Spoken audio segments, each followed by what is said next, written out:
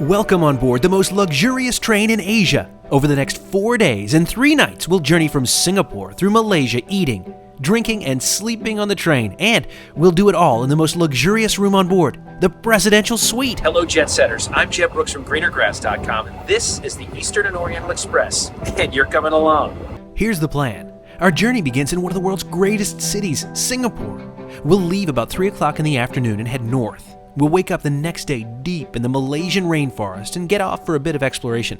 We'll then climb back on board to head south again and then turn north, but this time along the coast to reach Butterworth for a visit to Penang on our 3rd day. We'll get off the train here too. Our 4th and final day will take us back to Singapore, and so that means we'll spend 67 hours on what just may be Asia's most luxurious train. A transfer from our hotel was included, and this Mercedes was a surefire sign this was going to be a first-class experience. Classy from moment one, am I right? Very nice start. Hydration, it's important this weather. And a 30-minute ride brought us to Woodlands train station. It was a chaotic but relatively smooth check-in procedure that we put behind us as quickly as we could before making our way through immigration and onto this magnificent train. These carriages were originally built in Japan in 1971 for New Zealand's Silver Star sleeper train, which operated between Auckland and Wellington. But in the 1990s, they were shipped here to Singapore, and we're excited to see what they look like inside today. And as we walked into the Presidential Suite, you could say we were impressed. This is amazing. I think it's the biggest room we've ever had, but also beautifully appointed. It's going to be a good trip. We are about to get out of here. It is 3 o'clock. We're going to have plenty of time to explore this massive room. Let's make our way to Malaysia. A knock at the door meant delivery of local tea. Now, in our room, we had snacks, drinks, fruit, a box with tons of information, and so much more. But we wanted to investigate the hottest real estate on board. This space at the very back of the train is going to be so hard for us to resist. On the way out of Singapore and on the overnight sections, the engine is at the back of the train blocking the view here. But for most of the daylight hours, the space will offer unparalleled views out the back. You'll also find a spectacular bar back here with comfortable seats and readily available drinks of just about any kind you can imagine. And everything you eat and drink on the train is included in the fare, no matter what room type you're booked into. There are 52 passengers and 30 crew on this train. We do our best not to film other people. That's why you're not seeing many people around. But back in our room, we had a surprise waiting for us. We just met the bar manager who brought us champagne and caviar. This is quite a way to kick it off, isn't it? Cheers to an amazing journey in Malaysia. That's some good stuff. Mother of pearl spoon. How classy.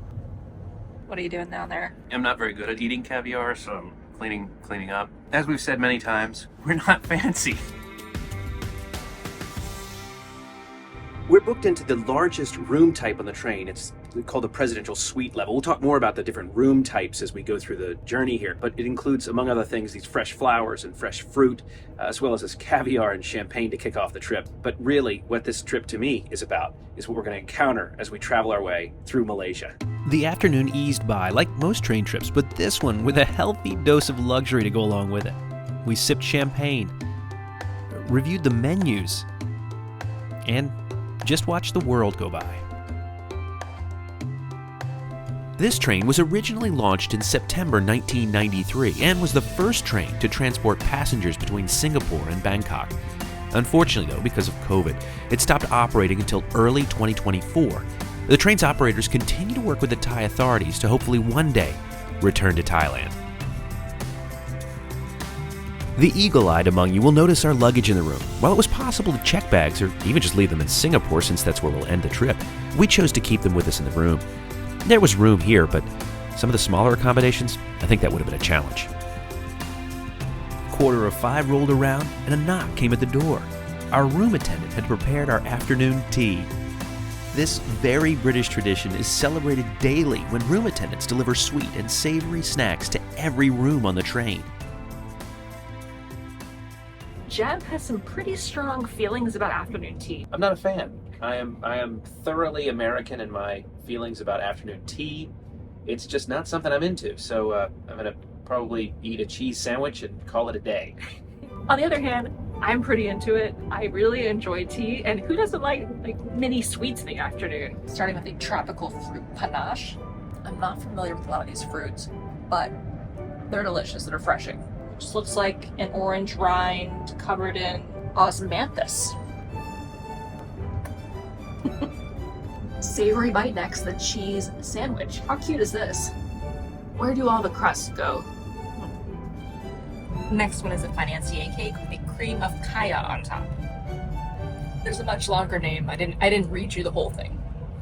Manarji chocolate tart with green pepper and strawberry. Spicy chocolate in my mouth.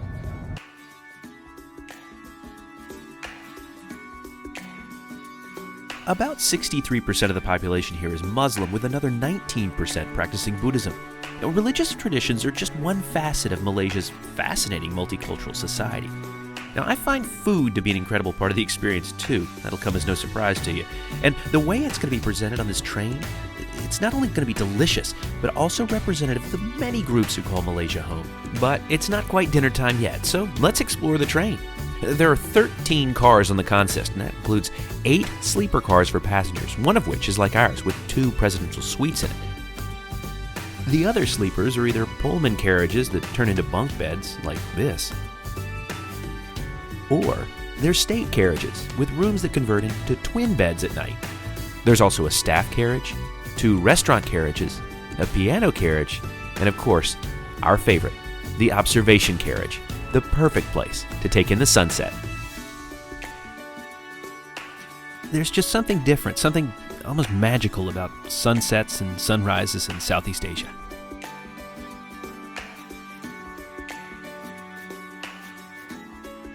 Well, it's almost dinner time, so the dress code switches at night. And it's smart casual. No sneakers, no jeans. Again, so much of the Eastern and Oriental Express experience is about dining, and our trip was no exception. Now, there are 2 dining cars in the consist, and for this first dinner, we were headed to the second one, called Malaya. This is true fine dining in every sense of the word. Even the menus are works of art in and of themselves. Now, the food is first class beyond question. Even more impressive when you remember these chefs are working out of tiny kitchens that move. But the best part, at least in my opinion, is that they're using locally sourced ingredients to prepare modern interpretations of traditional foods. First up was a bonito tataki, which was followed by a seafood ceviche.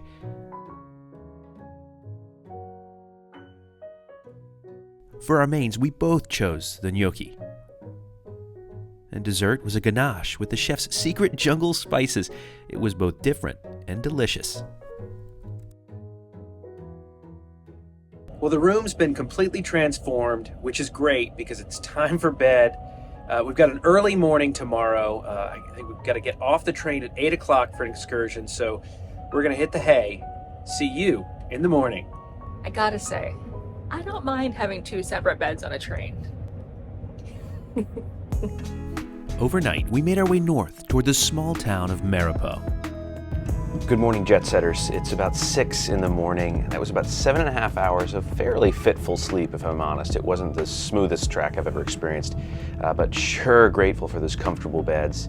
They're super nice. I've come up to the bar car where I'm the only person here. I guess everybody else is asleep. The staff are starting to set up for breakfast, which we'll have in our rooms, believe it or not, which sounds pretty luxurious, before hopping off the train at 8 o'clock for an excursion. So a super comfortable way to start the day here, day 2 of the Eastern and Oriental Express. From there, I made my way back to the observation deck. Unfortunately, the engine blocked some of the view, but the sunrise was still awe-inspiring. The landscape had changed significantly overnight as we approached Taman Negara National Park. The Eastern and Oriental Express currently operates 2 different routes, but we chose this one because we wanted to visit this national park. I truly cannot wait to explore the rainforest.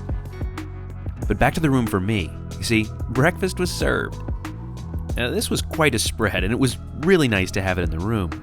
The Malaysian yogurt and dried fruits were nice, and the traditional Malay soup was great too. But it was the coffee I was most grateful for. What a breakfast, huh? Chicken noodle soup. Wish we did it like that back home. But there was a lot happening outside, so we headed that way.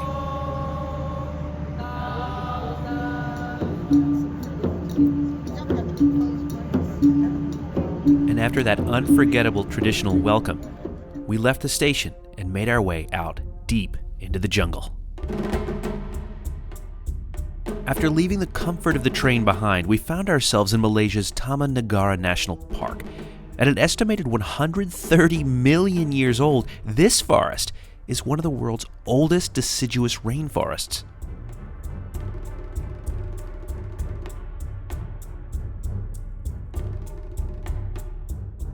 Guests of the Eastern Oriental Express can choose from a variety of off-train activities at stops like this.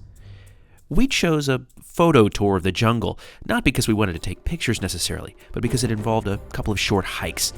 But it wasn't the beauty of this forest that struck us. It's beautiful, but so loud. That noise, probably the most impactful memory of this part of our trip, is from millions of insects and even frogs. It caused a lingering ringing in our ears, but was so worth it to experience such a unique and special place. Well, that was an amazing excursion. It was so great to get out there and explore the jungle, but it's also super hot out there, so it's time for a shower. I'm gonna take care of that right now. Much better. I think they're about to serve lunch here in just a little bit. We'll head up there for that.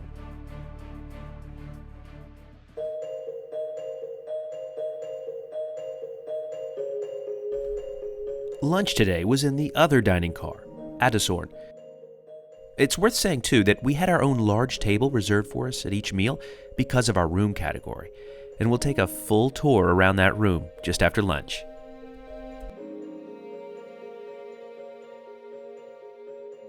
I'm telling you, this food would be incredible in a 5-star restaurant with a massive kitchen. It was made even more delicious knowing it was created on this moving train. We began with the kimchi niswa and seared tuna. Meals on board are meant to be lingering affairs. There's no need to rush when the food is this good, and when you really think about it, we don't have anywhere else to be but here.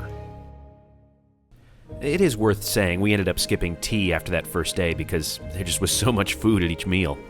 For the main course, I chose the Wagyu beef sukiyaki. Suzanne opted for the seafood laksa fried rice. The prawns were admittedly intimidating, but tasty.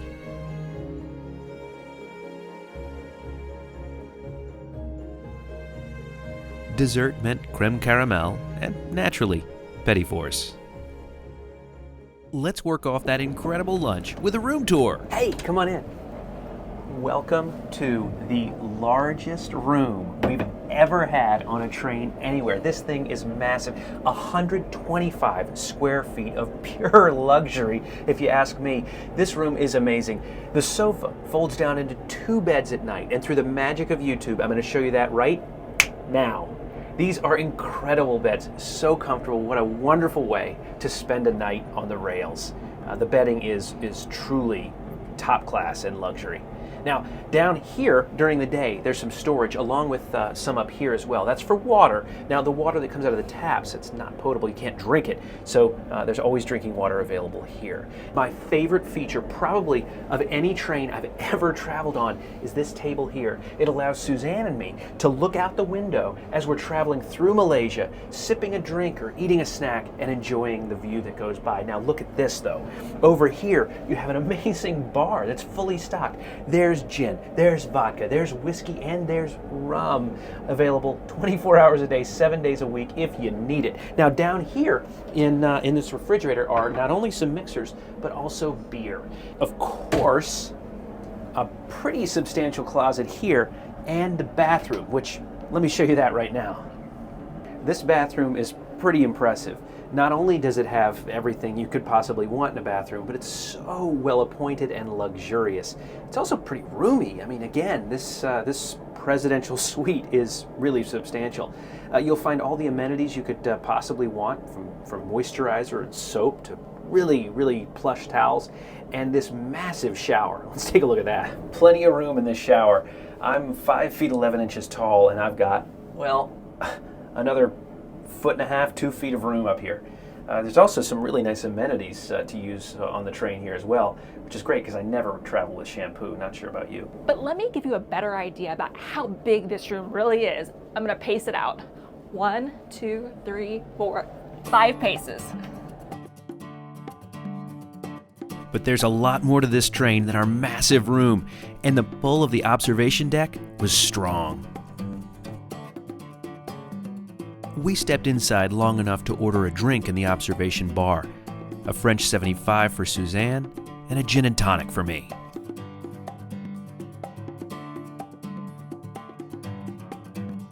So here we are, our first full day on board. We are nearing dinner time. I will say, the best thing about this train is the observation car. We cannot tear ourselves away from that place. I love spending time outside. I wish every train had an observation car or some place to get outside.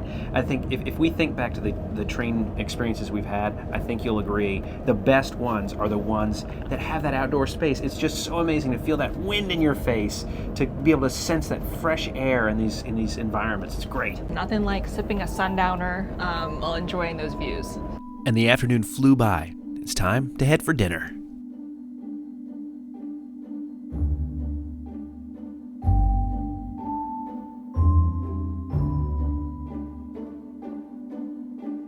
There was always fresh bread available, and the wine selections were quite nice too.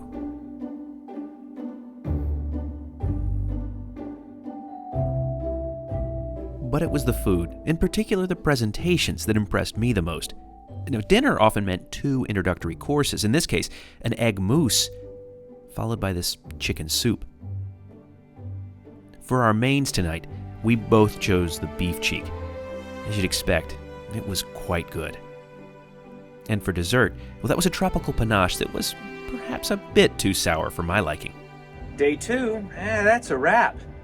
Yep, as you know, we're not really like fancy people. I will say dinners on this train are kind of lingering affairs. 4 courses, 2 hours. It's fancy. It's a lot. And I'll also have to say, we're not late night people. So once dinner's over around 10 o'clock, we are hitting the hay because we have another early morning tomorrow. Yeah, another excursion. So see you in the morning.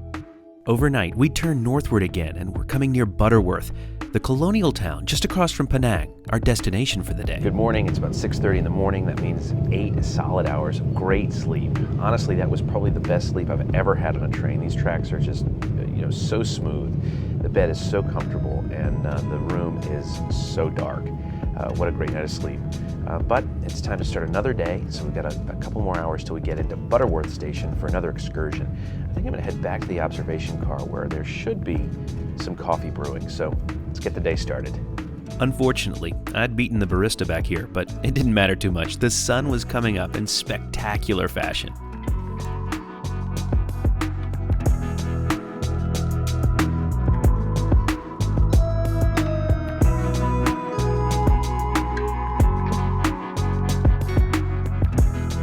I didn't wait too long.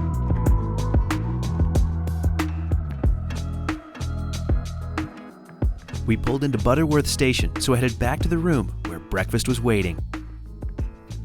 Malaysian coffee is strong. I need a lot of milk. This minced pork and peanut congee, a traditional Chinese congee, might have been my favorite breakfast item from the trip. I'm a fan. It's pretty good. Which excursion did you pick for us today, Suzanne? We are going to a cooking class. Wow, cooking. Jeff doesn't do a lot of cooking at home. When in Malaysia. When in Malaysia. To reach Penang Island over there, we'll take a ferry like this one. The trip only takes about 10 minutes. Once across, we'd reached Georgetown. That's the capital of the state of Penang. We made a brief visit to the market to see some of the ingredients we'd be using. And then we climbed this steep and winding road up to this colonial house turned hotel to learn a couple of local dishes. 845 meters up. Quite a view. We made Malaysian nasi ulam and Indian puri puri. This is never going to translate to home, is it? No. This is one and done.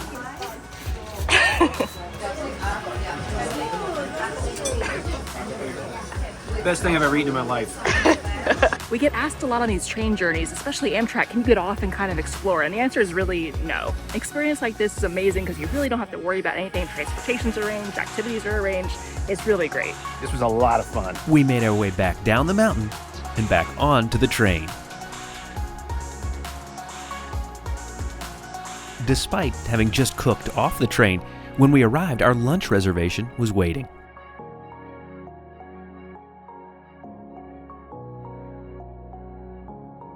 Cod versus meatballs. Meatballs all day. As we made our way out of Butterworth, heading south again, we toasted with champagne.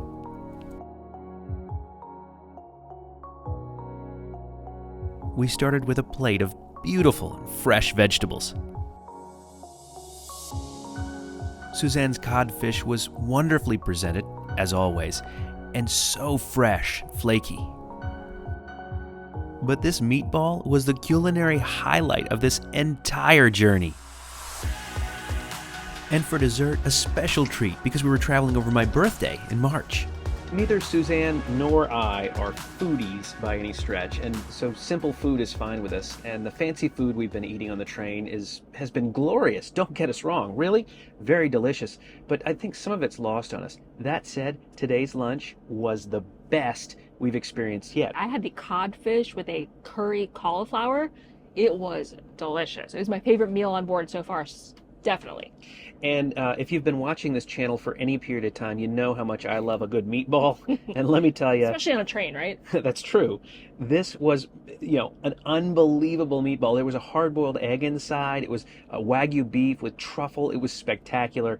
Yeah, today's lunch takes the cake. How's it compare to Amtrak meatballs, would you say? Well, it's a totally different league, let's be fair. After lunch, we decided to check out the views from the piano bar, which, unlike the observation bar, is located in the middle of the consist. Suddenly, a tarot card reader appeared, and we had our fortunes foretold. Turns out, we were destined to return to the observation car. Let's talk about the proverbial elephant in the room, the price. Now, there's no reason to sugarcoat it. This is an expensive trip, our most expensive yet, as a matter of fact. We paid $8,600 per person to travel in the Presidential Suite. You can cut the price by more than half by booking the entry-level Pullman cabin at $3,750 per person, but that's still a lot. That said, if you compare it to Belmond's Orient Express train in Europe, well, that one starts at over $4,000 for just one single night in the cheapest cabin. 3 nights on board this incredible train in that luxurious cabin, that seems at least somewhat more reasonable. We made our way forward for one more dinner. And this one was just as spectacular as the rest.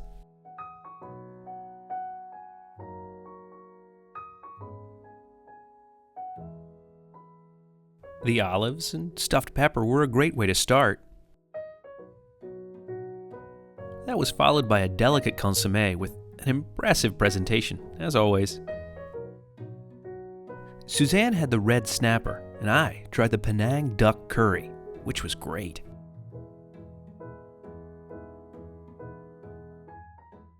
After dessert, we made our way back to the piano bar for some evening entertainment. Just back from our last dinner on board, and it seems like a great time to talk about the service. It has been spectacular, truly amazing. Everybody's been very professional and kind and warm. This has been a comfortable service, but also really first class. 5 stars to these guys. Overnight, we continued our path southward, getting closer to Singapore. It's about 6:30 this morning, a little less sleep than the night before because we were up so late, but still a good night of sleep. Just enough time for breakfast and then some border formalities. The trip is coming to a close. This final sunrise, this last cup of coffee, these last glimpses of Malaysia, even this last breakfast on board felt really special. I was sorry to be saying goodbye to the Eastern and Oriental Express. I'm gonna miss breakfast in bed every morning. This is pretty nice. Each morning at breakfast, there's a featured hot item. Today, it's roti bread and vegetable curry. Day 1, it was Malaysian noodles. It's been nice to highlight breakfasts along the way from some of the cultures that we've experienced on this train journey. being our first time in Malaysia, it's been so interesting to learn about the different cultures here and try the food. That's been definitely a highlight of this trip. That it was. But would we recommend this trip to you?